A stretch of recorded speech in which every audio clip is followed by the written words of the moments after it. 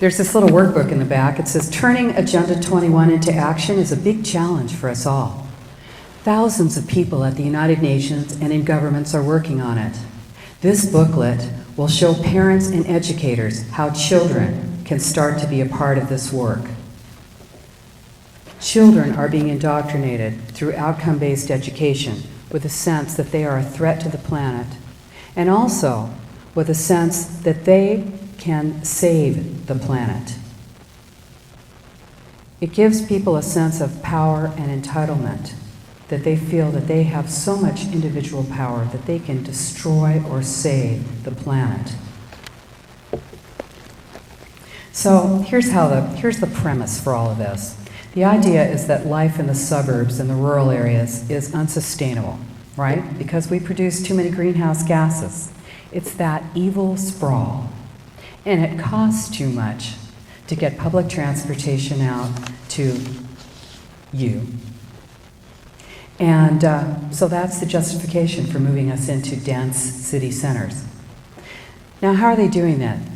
They're using a group, a nonprofit, a non-governmental organization called I.C.L.E.I, and that is International Council for Local Environmental Initiatives.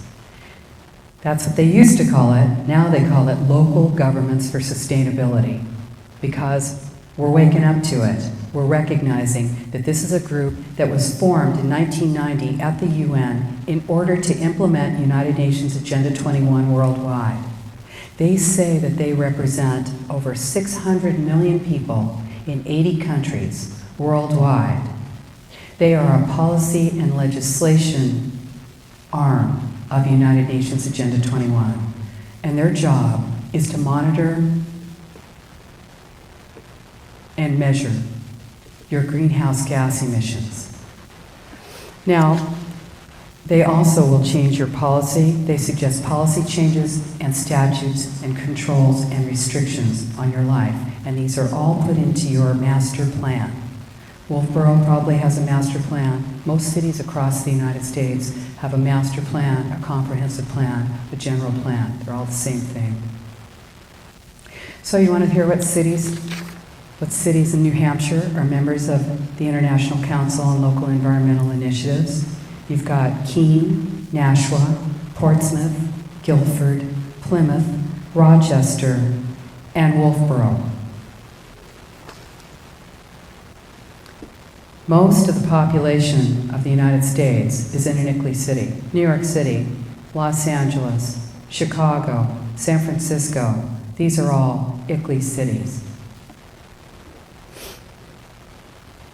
Now, when Obama was running for office last time, he committed the United States to reducing our greenhouse gas emissions by 80% below 1990 levels. 80% below 1990 levels by the year 2050. That seems like a lot, doesn't it?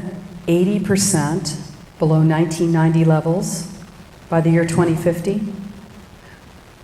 How do you get greenhouse gas emissions? You use energy, production, industry.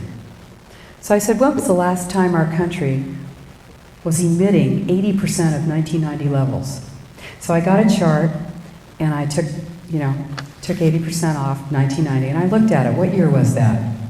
What year do you think we were releasing 80% of 1990 levels? That's close. This thing is bugging me.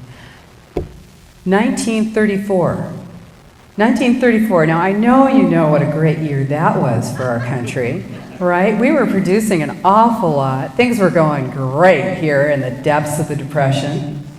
But when you think about it, we certainly have a lot more people now than we did in 1934. So if we're talking about a per capita reduction in our greenhouse gas emissions, we're looking more at 1880. So I guess we're going to go back to our horse and buggy days, except, of course, you can't have a horse because too many greenhouse gas emissions, right? Now, I.C.L.E.I, the International Council of Local Environmental Initiatives, they put together a book, and it's in your planning department. It's called Local Agenda 21 Planning Guide, an Introduction to Sustainable Development Planning. In this book, they tell planners, how to run a visioning meeting, a Rand Corporation Delphi technique, mind control technique meeting on you, and who to bring into these meetings. Chances are you're not going to get into these meetings because they're not going to tell you they're having them. They might put a little note in your newspaper the day they're having the meeting. Who's in those meetings giving their opinion on the new plan for Wolfeboro? Stakeholders. We're talking about elected officials. Oh yeah, they're voting. The consultants who got paid to come up with a plan. Yeah, they're voting. The environmental groups who were invited. The nonprofits. Chances are you're not in there. And if you are in there, let's just say you're in there. Let's just say you stumble in, you find your way in, you walk past that big spread of food that they lay out there for you to thank you for showing up at this meeting. And you take your seat in that auditorium and you see that they are producing these slides to show you what you should like. Now, you don't want business as usual, do you? That's where you live. That's where you live in sprawl. No, you want planned future, which is high-density development in the center of your town. Smart growth. Smart growth. What is it?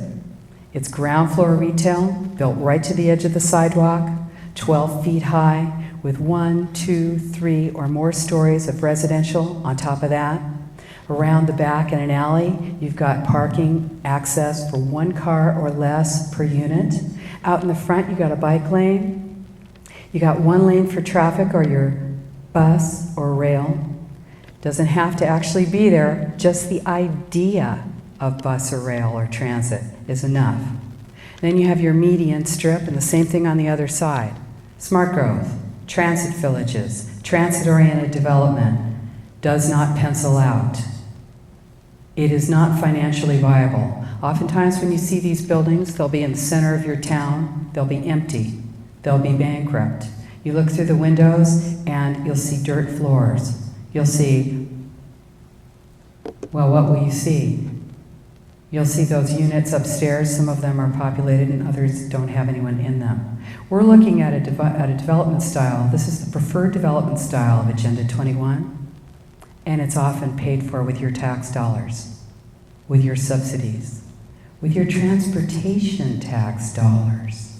Because remember, this is transit-oriented development. So what's the goal here? Oh, I forgot to tell you this. Check this out.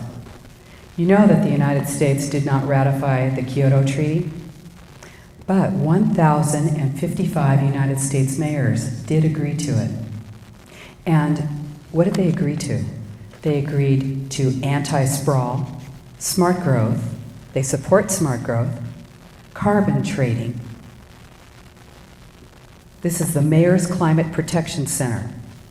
1,055 mayors, every state in the United States. How about New Hampshire? You've got Concord, Dover, Hanover, Keene, Lebanon, Manchester, Nashua, Portsmouth, and Rochester signed on to this agreement, which is Kyoto. Now I thought, well, hey, I wonder what nation in the world that signed the Kyoto Treaty, I wonder which one reduced their greenhouse gas emissions the most. Can you think? Who reduced their greenhouse gas emissions the most in the world? Latvia. Little Latvia, clinging desperately to this edge of the former Soviet Union, is tiny Latvia. No heat in the winter, no cold in the summer. Concrete buildings stacked way up. And guess what else Latvia is known for? Their human rights abuses. So you too can reduce your greenhouse gas emissions a whole lot. All you have to do is have total control of your energy and your people. No problem. So look, what's the goal? What is the goal? Using the green mask, I call it the greenhouse gas mask, of environmental concern, the two parts of Agenda 21 are imposed. And this is smart growth, which is moving people out of the rural and suburban areas and into dense urban city centers. And let me just say, for those of you who live here in Wolfeboro, New Hampshire, most of New Hampshire is sprawl. You live in sprawl.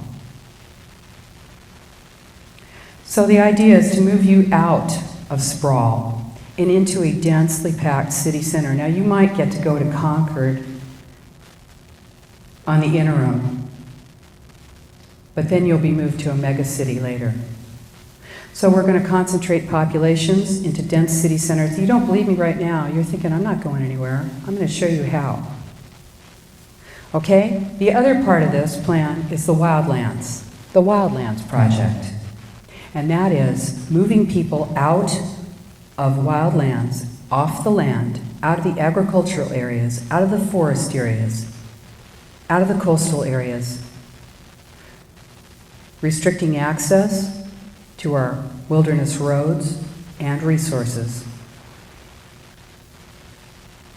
and closing off all of those lands, including moving people who have private property in federal and state parkland areas off of their lands, taking lands into public ownership. This is the plan, to transition private ownership of land to public ownership. So how are they doing it? I told you by 2002, Growing Smart legislative guidebook was in every single university, every planning department in the entire country. And that was when I, an appraiser, a government appraiser, tasked with appraising people's property so that it could be fairly compensated when the Department of Transportation needed to put a freeway through. I needed to know what people could do with their property. That was when I started to notice that there was a planning revolution going on in our country, that people were not able to use their land by right, that your zoning was irrelevant, that in fact you needed to get, well, what did you need? You needed probably a permit expediter, environmental impact reports. You needed to have your property reviewed. If you think that you can just go in and get a permit to develop, you can't. And I'm not talking about fat cat developers. I'm talking about people just like you, people who own that piece of land on the corner with a small shop on it, and you think you want to make it a little bit bigger, and you find out that no, you can't do that because it's not zone commercial, even though it is. No, now it's transit village. And you have to build smart growth there. You're going to have to put residential. You're going to have mixed use with that. So the way this is imposed is the federal and state government take your transportation dollars, and they say, your transportation tax dollars, and they say, if your city or your county wants any of this transportation money, transportation tax money, they are going to have to agree to build smart growth. And they will build it in priority development areas. Now you're going to see this. It is imposed through your metropolitan planning organization. You might not know what that is. You need to know this. I don't mean to insult anyone, but you know what? I don't care who's dancing with your wife on TV. The reason this thing has happened to us is because we don't know about this. We're not paying attention, and we don't realize that the federal agencies that have changed their policies to bring them into alignment with Agenda 21 are imposing those policies on your state and local municipalities, and they're using money. They're using HUD grants, Department of Energy grants, transportation grants, and not just grants, but they're saying if you want access to any of these dollars, you will conform to these plans. Now, you're going to see it as sustainable community strategies. You'll see it as a granite state future. You got a HUD grant for $3.4 million for Sustainable Communities Initiative. It's a planning grant. This is a planning revolution. You'll see climate action plans, livable communities, transit-oriented development, transit villages, and complete streets. Plan New Hampshire. That's visioning for a sustainable community. Now, people, I actually am a liberal Democrat. My partner, I'm gay, my partner is a general contractor. She built a whole house, a 2-story house, out of recycled materials. I never buy anything new. We don't buy anything new. We don't even buy building materials new. This is not about conservation. That is the green mask. This is not about recycling your gray water. This is not about the way that it is being billed, the way it is being sold to you as being sustainable. This is about a global plan of control that restricts you in where you can live and how you can live. So I want to show you something. This is the Marin County. This is the cover of the Marin County Master Plan, okay? This is, just like your master plan. Right inside, you recognize that? That's the logo for United Nations Agenda 21 Sustainable Development. And you will find this in many, many master plans. I haven't looked at your master plan, but you might want to take a look at it. You might not see the image, but you'll see social equity, the environment, and the economy together as the 3 pillars. You'll see it like that. You'll see the 3 E's. You'll see planet, people, profit. Think global, act local is a United Nations logo. You think that you don't, hey, you don't agree with me? I can prove this. So the thing is, it's hard to accept, especially if you're on the left. This is a tough one, because this is something you have been buying into, you've been believing, you think you're saving the planet, you're concerned, you're caring about your environment, you're being manipulated and propagandized. It's great if you want to live communally, if you want to if you want to do permaculture. This is not your religion. It should not be. If you find that you're being manipulated, it's your duty to your country to look carefully at what it is that's being sold to you. Look deeply at it and see what is behind it. Now, what's behind it is regional government. Regional government now is global governance tomorrow. This is the interim step. We have city, county, state, and federal, right? We all know that. You elect your representatives locally, county, and state, and federal. But we're looking at regional plans now. You're looking at Dover 2023. You're looking at Granite State Future. You're looking at One Bay Area. You're looking at 5 states, 1 vision. 6 counties, 1 vision. Our Florida, our future. 1 Michigan. 1 Northeast. These plans are all the same plan. These are regional plans that are being purchased by your city and county and state from consultants, and they're all the same plan. The Hanoi Center Regional Plan, Hanoi 2035, Hanoi, Vietnam, it's the same plan as the San Francisco Bay Area plan. These are all the same plan. Regional plans. The thing that you have with regional plans, with a regional board, is it's not elected. It might be made up of elected officials, but you have no impact on that board. Neither does your elected official who sits on that board. You might have 142 counties on that regional board, and your person from your county is just 1 person on that board. You don't like what that regional board's doing? How are you going to influence it? You don't even know it exists. It meets in 1 state now, and next week or next month it meets in another. If you want to remove your representative from that board and you vote him out, well, so what? There's still 140 other people on that board. These regional plan boards are making law because they are influencing your local municipalities. And then your local municipality ends up rubber stamping these rules because the municipality does not have access to the money in any other way but through the regional board. These are your regional planning commissions, your metropolitan organizations, your metropolitan planning organizations. That's what they are. So here's the deal. It's called new urbanism, and it's anti-rural. Smart growth is not just a design style, it's an ideology. It's not just that building, that transit village, where you thought you lived in a town, but actually you live in a transit village. It is an ideology. It's a philosophy that says that people should not be out in the rural areas because they are destroying the planet. They are using up nature. But that itself is the green mask. It gets worse than this.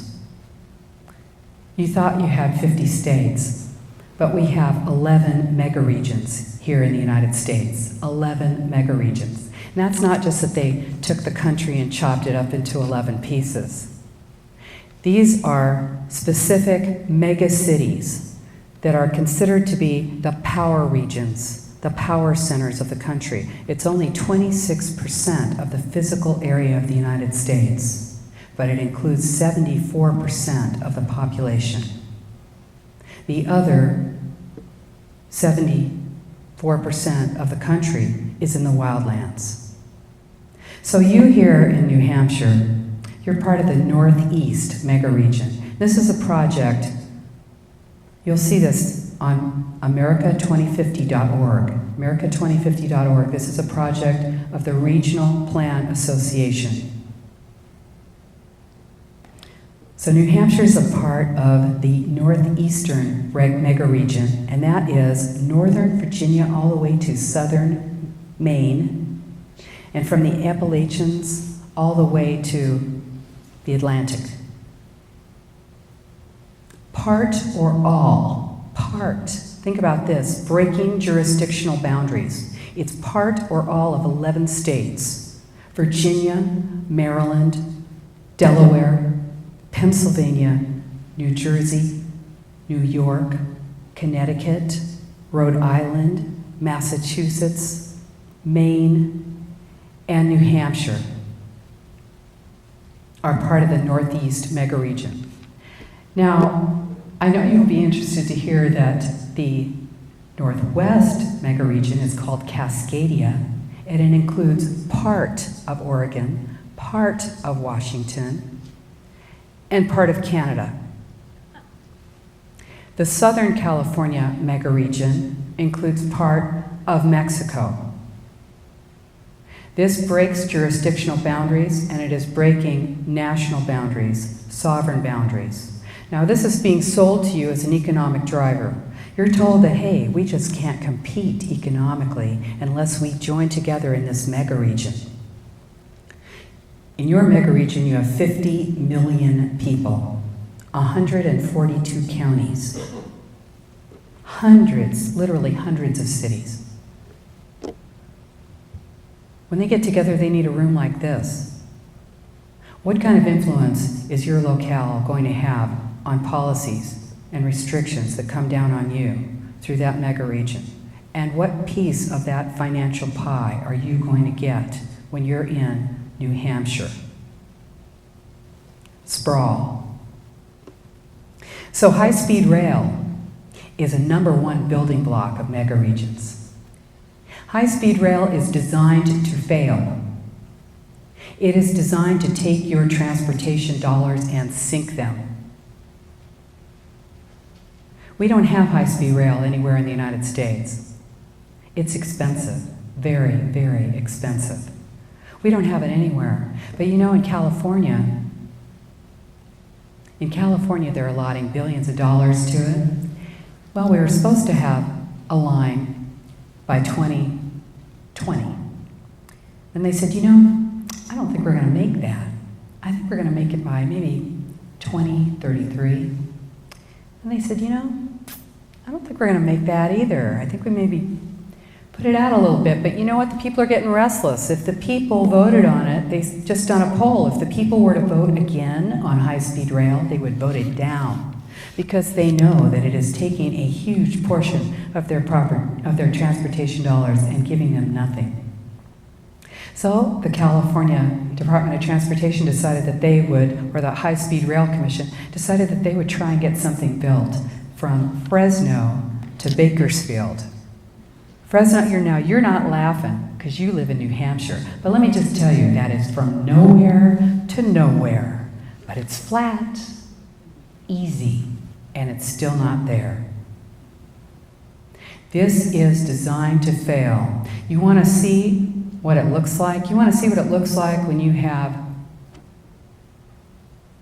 jurisdictional boundaries broken and regional government? Take a look at the EU. I was just speaking at a global governance conference, an international conference, with the president of the Czech Republic, Václav Klaus. We were both speakers at this conference, and he said that. He said the Czech Republic did everything they could to get their freedom from the Soviet Union, and they were so thrilled to finally make it through that bitter fight. And now they're enthralled to the EU, to Brussels. That's their reality. That's regional governance. So, here we are. We're looking at livable communities, sustainable communities, community partnerships, one planet communities. This is what it looks like. Unelected boards and commissions, loss of sovereignty, and private property rights. Now, you know what? The United Nations has a policy on land. And they came up with that in their 1976 commission. They had a convention. They had the UN Convention on Human Habitat. That's where you live. You think you live in a city, it's human habitat. This was called Habitat 1. They said land cannot be treated as an ordinary asset, controlled by the market. No. Land is too important for that. Private land ownership. Private land ownership is a principal accumulation of wealth and contributes to social inequity. And therefore, public ownership of land, public ownership of land is indispensable. This is where we're going with this. And you'll see it locally with restrictions and controls on what you can do with your property. So if you have doubts about communitarian law in the United States, take a look at the 2005 I.C.L.E.I decision. That's where your Supreme Court said, well, it didn't say that I could take your land and give it to you, because that was already redevelopment. No, what they said is that, well, they kind of remade the Fifth Amendment of the Constitution that says that you are entitled to just compensation for your property when it is taken by your government for a public use. What did they do in 2005, your Supreme Court? They redefined public use to anything that made your municipality more money than what was there already. It's all for the common good. It's all for the common good, and what the common good is whatever we say it is, right? This is how it works. 16% of New Hampshire is owned by the government, federal, state, and local government. That's not nearly enough, because the Wildlands project is a plan to remove human beings and human activity from rural and suburban areas.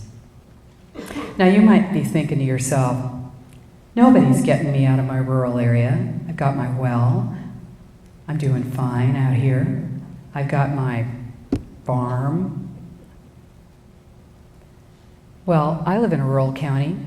We have 1,384 miles of rural roads in my county.